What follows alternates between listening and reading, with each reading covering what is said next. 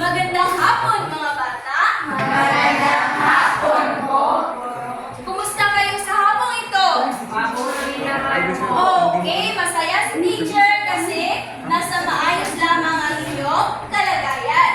Ngayon, mga bata, bago pa man ang lahat, ay magkakaroon muna tayo ng kasunduan. Ngayon, mga bata, ano ang inyong gagawin kapag si teacher o isa sa inyong kaklase ay nagsasalita dito sa harap? Yes! Michael! Ang gagawin po namin ay makinig ng mabuti. Okay, tama! Kapag si teacher o isa sa inyong mga kaklase ay nagsasalita dito sa harap, ay kailangan ninyo makinig ng mabuti. Bakit kaya kailangan niyong makinig ng mabuti? Nico!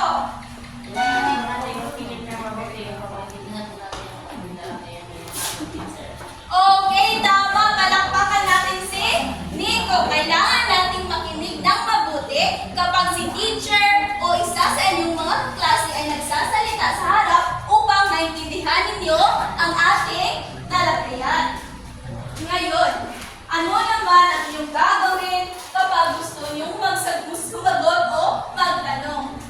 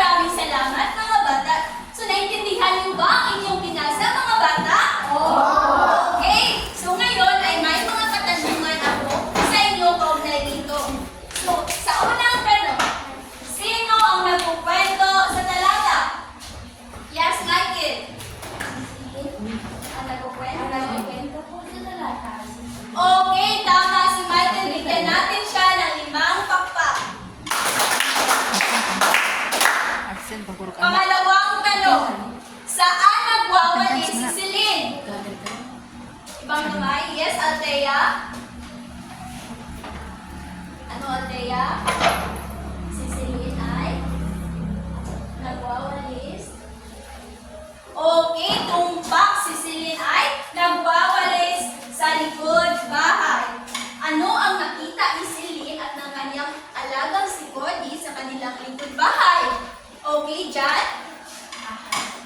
Si Celine at ng kanyang alagang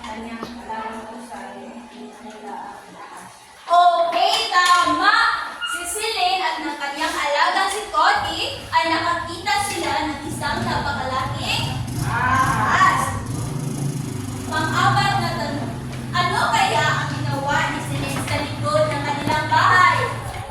Yes, Rihanna. Ang ginawa ni Celine sa likod ay okay, tumpak. Ang ginawa ni Celine sa likod ng kanilang bahay ay nagwawalis. Ngayon, mga bata, sa panglimang tanong, bakit kaya tumakbo si Celine papunta sa kanyang ina? Okay, Michael? Tumakbo si Celine habang tumisigaw na hindi siya walis. Dahil nakakita siya ng malaking ahas. Okay, tama.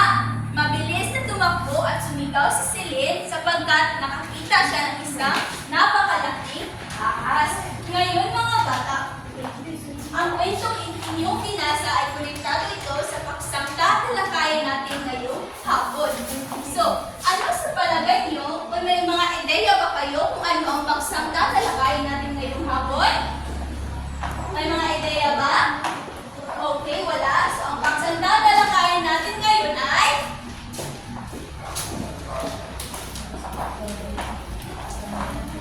pakibasa na sabay-sabay, mga bata. Magagamit ang hapang pandiwas sa pagsasalaysay ng personal na panasal. Okay, maraming salamat, mga bata. So, bago pa man ang lahat, ay may mga pangungusap ako dito. Ang gagawin nila ay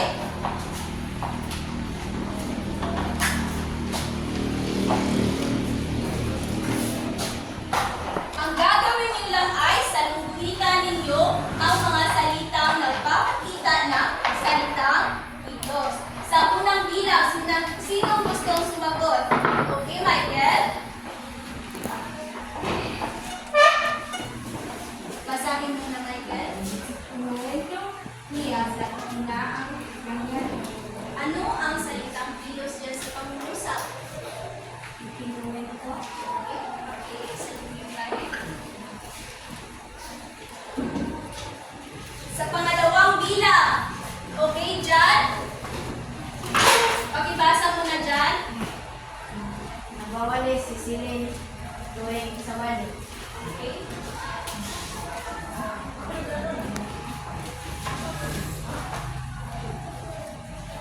Sa pangatlong bilang. Ibang kamay. Rihanna.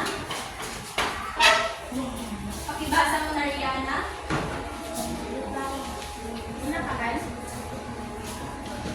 Ano ang salitang kilos?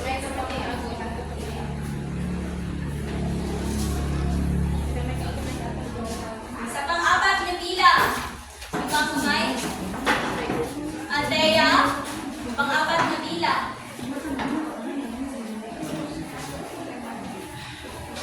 Pakibasa mo na, Althea.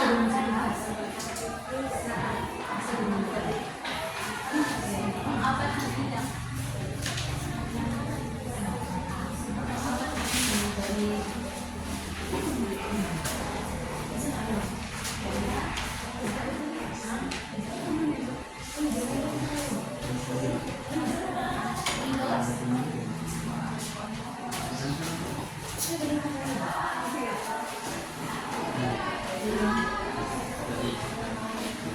Sa panglimang bilang. Okay, Michael.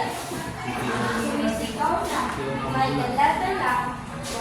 Ano ang salitang kilos ay sa pangungusap?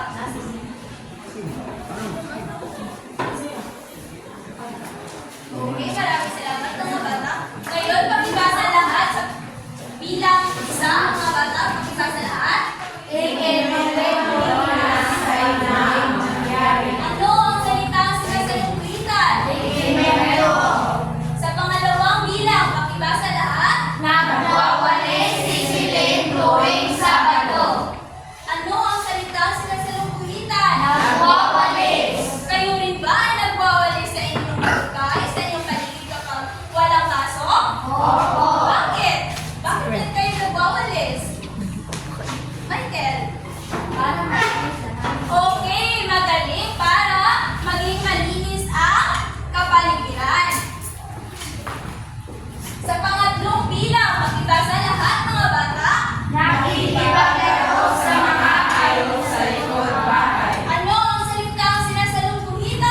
nakikipaglaro. Okay, pang-apat na bilang.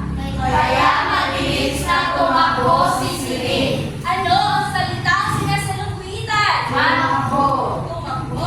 Pang-limang bilang. Sumisigaw na may dala-dalang walis.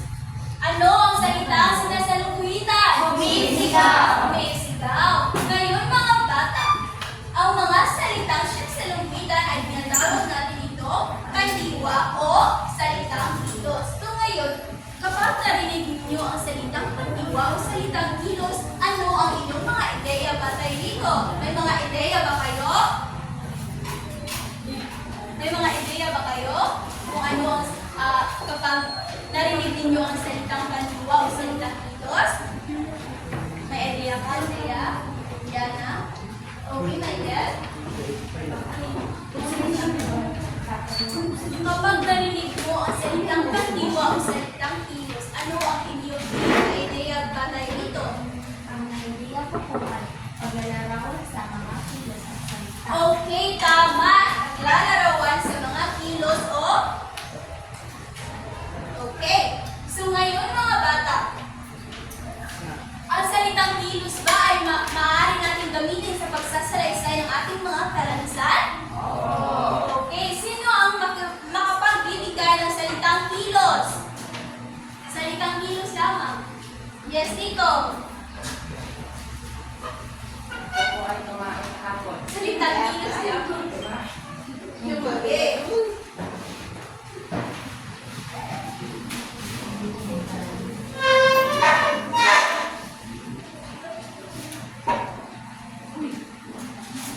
Ngayon, sino ang gustong gumawa ng pangungusap gamit ang salitang tumae?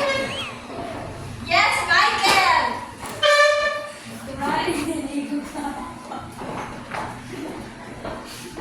Tumae.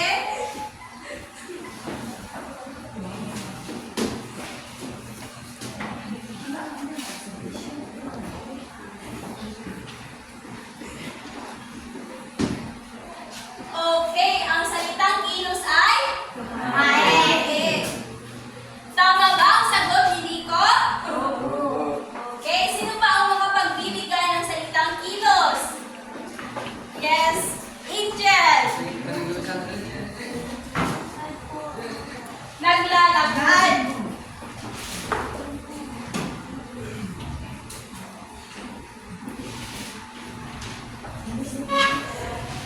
Sino ang gustong gumawa ng pangungusap gamit ang salitang kilos na naglalakad? Yes, Michael. Naglalakad si Andrea kanina umaga. Naglalakad.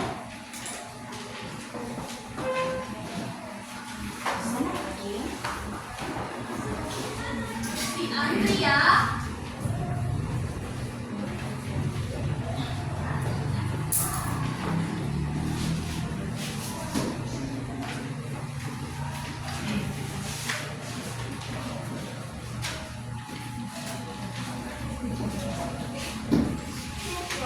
Okay, pag-ibasa lahat mga bata. Naglalakad si Andrea kanina umaga. So sa pangungusap na ito, ano ang salitang kilos o kandiwa ang ginagamit? Naglalakad.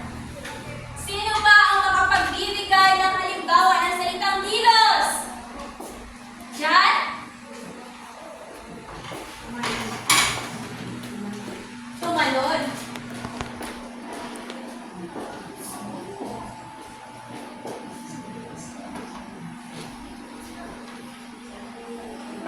Ngayon, sino gustong gumawa ng pangungusap gamit ang salitang kilos na tumalon?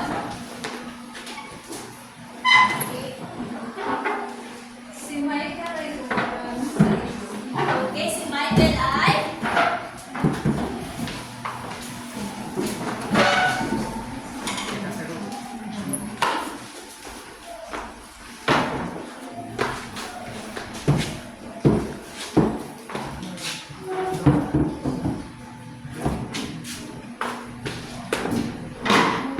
Pakibasa lahat mga bata.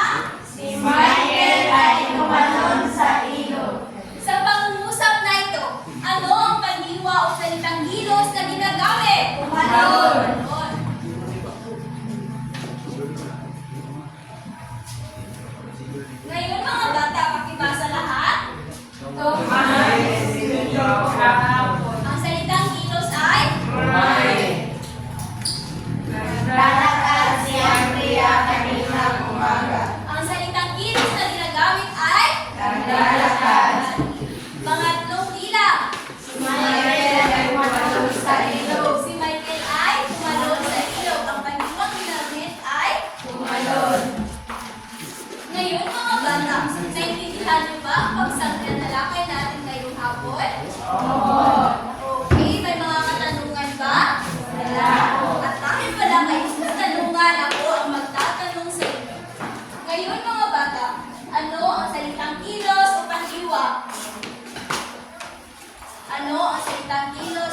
pandiwa.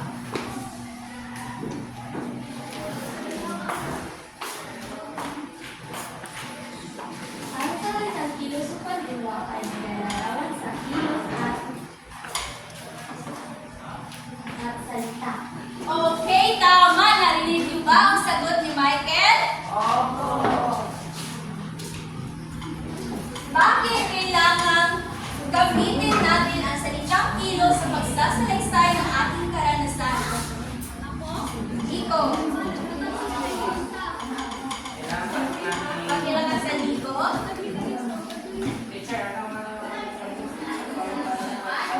Bakit mahalagang gumamit tayo ng salitang kilos sa pandiwa sa pagsasalaysay ng ating karanasan? Magandang kong gamitin ang pandiwa sa paggamit para mas kapuluhan po ang ating mas kapuluhan po ang ating salita ng Diyos. Okay, magaling. Bigyan natin si Nico ng 5 bagsak. Sino ba ang may ideya? Paano natin mapapahalagahan ang salitang kilos o pandiwa? Yes, Angel.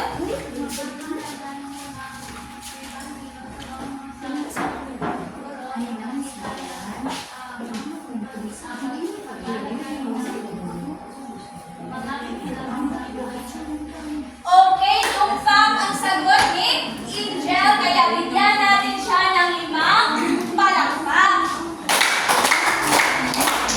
Ngayon mga bata, ang dahil mukhang naibitihan ng inyo talaga ang ating paksang pinadalakay, ay dadako naman tayo sa ating aktibidad. Handa na ba kayo mga bata? Ipangkatin ko kayo sa 2 grupo. Dito ay ang pangkat una at dito naman ay ang pangkat pangalawa. Naintindihan ba mga bata? Bibigyan ko lamang kayo ng 5 minuto upang gawin ang inyong gawain. Ngunit bago yan ay